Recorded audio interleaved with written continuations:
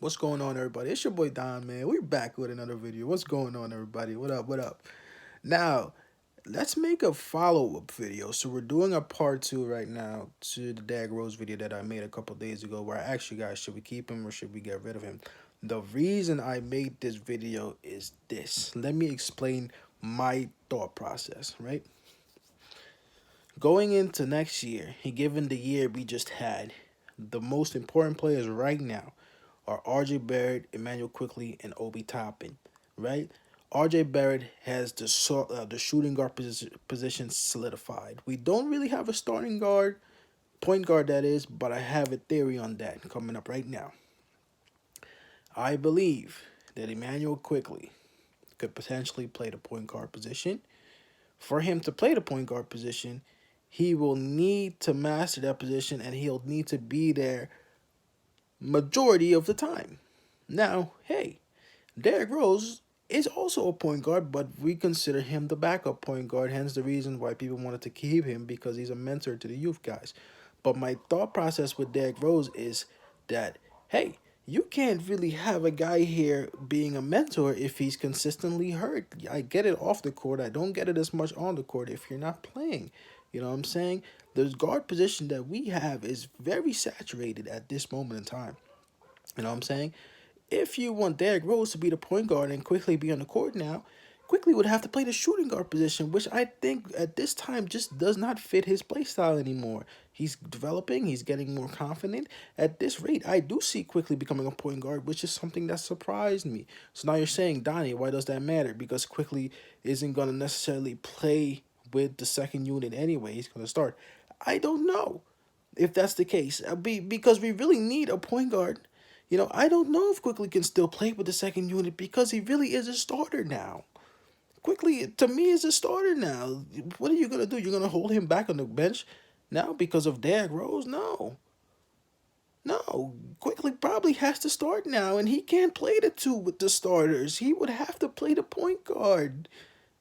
It, Derrick Rose being here complicates things now. This is the way you gotta think about it. Think about it like that. You cannot have Derrick Rose here and then think that quickly now all of a sudden is also just gonna play shooting guard again. He can't really stay with the second unit anymore. But on the first unit, RJ Barrett is the shooting guard, so he would have to be the point guard quickly. And Derrick Rose is not going to be the point guard with the starting unit anyway. So now you're saying, okay, why does it matter? Okay, let Derrick Rose play with the second unit, and quickly he's going to play with the first.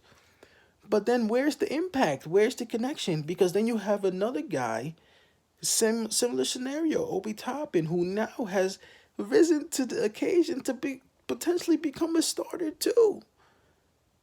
And Julius Randle is in the way of that position. Do you understand what I'm getting at? Look, I'm thinking ahead of time. I'm not talking about Derrick Rose as the player. I'm talking about where does he fit now on the team, given the development the players, these two players, Obi Toppin and Emmanuel Quickly have had, alongside with RJ Barrett. RJ Barrett is not going to be a point guard. The only other guard right now that could probably do that is Quickly. And even if we drafted a point guard, that point guard would probably play behind Quickly because Quickly has more experience than him. Unless we got a bona fide stud. Do you get it? That's the way I'm thinking. I'm not just making nonsense videos. These are well thought of. Even though it just popped up in my head. I could do that, but you know what I'm saying? That's how you gotta look at it. It doesn't make sense for Derrick Rose to be here at this time anymore. To be the developmental guy when he's not gonna play with the guys that he needs to develop them, given the position Derrick Rose plays. Derrick Rose can't play point guard with okay, so let's do that. So let's do that scenario. You say keep Derrick Rose because you want him to be the point guard with the starting unit. Derrick Rose, point guard. Second shooting guard would obviously be RJ Barrett. At this point, who's playing the three? Evan Fournier, who's playing the four? Between Julius Randle and Obi, who's playing the five? Jericho Sims probably, or another center. I think Mitch Robinson is gone. Are we really gonna do that to Quickly? Are we really gonna make Quickly really not be part of that rotation? Then he's gonna be the leader of the second unit, basically. So he's gonna lead the second unit with okay, let's say it's Quickly, Deuce. We really don't have a backup three. Hey, yes we do. We can get how you call him, Cam Reddish at the three. Then maybe at the four there you put Obi, right? Because it's between Randall and Obi in the first. Let's say we saw Randall is still there. You put Obi there in the four, and then the five is making up that position. But you do that. Is that the scenario really? Given the years that Obi and Quickly have had, no, you know that. You know the answer here. The talent is right in front of us. We just have to use it. You know what I'm saying? The talent is right in front of us. You cannot play these games no longer with the veterans. You can't play these games no longer. I am against holding roster spots for guys that potentially impact the game at this moment in time. I think these guys in Quickly and Obi have taken steps forward that are so high that look, I want to keep Derrick Rose, but I don't know how critical it is, honestly. I don't know. Because what he's doing now, if you're trying to insert Derrick Rose, you're complicating the rotation. For me, in my opinion, that's why I'm making the follow-up video. You're complicating the rotation, and it doesn't have to be that complicated, in my opinion. It don't have to be, but it will be if you're trying to play these type of selection games now, where you're trying to have periods of time where you want to have. Look, you want to have Derrick Rose in the game. If you want to have Derrick Rose in the game with the second unit, fine. He can be in with the second unit. He just won't be playing with Quickly then.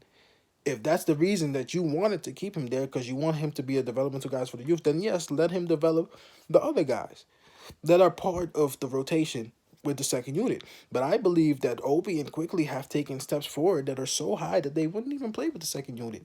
And Derrick Rose can't play in his first unit. We seen last year that didn't even help anyway. Plus, he can't play in that unit because Quickly would have trouble playing in that unit now. Food for thought, guys. Food for thought. That's how I am approaching these videos. I'm not making bullshit. It's well thought of. That's all I'm saying. That's all I'm saying.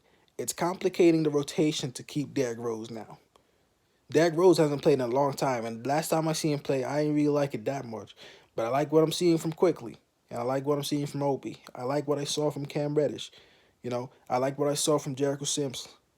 You know, these are the guys that we gotta have to develop. Yes, you can have veteran leadership there if you want to, in the right scenarios. Like for example, how Phoenix did it. Yes, Phoenix is a very good team. Their veteran point guard is Chris Paul, but he's the perfect point guard for them because nobody can play that position better than him. That's why it works. But in our case, yes, you could have Derrick Rose there, but at this point, is that the best choice? Or is that the choice you want to make to have a rotation where he's in it still? Because we could easily draft a point guard, or we can play Quickly now, because I think he's that good Quickly that he can do it. Yes, you want to have veteran guys there at times to develop the youth. But Derrick Rose is a guy that gets hurt. If this continues, now you have Derrick Rose in a situation where he's on the team, but he's not really playing. I'm just keeping it honest. But that's all I'm saying. It's your boy Don. Let me know what you think in the comment section, man. I like this one. This one is very interesting. That's why I'm still on it. We can make parts two. We can make parts threes, fours, and fives to this video if we need to, until we get more ideas going. But you let me know in the comment section, man. That's where I'm getting at. You know what I'm saying? Randall is up next. And then I got player ratings for the rest of the team. We're breaking down the ratings based on my evaluation. I'm not necessarily just doing categories because sometimes there are things in stat that you won't necessarily pick up unless you watch the game and vice versa. Sometimes things in the game are more critical than the stats will show. So just going by stats when you're doing player analysis videos is just not the way to go. That's why I want to do it my own way. And those videos will be coming out soon also. But it's your boy Don. Let me know what you think in the comment section. Like, comment, subscribe if you enjoy these videos. You already know what it is, man. It's your boy Don. Peace. I'm out.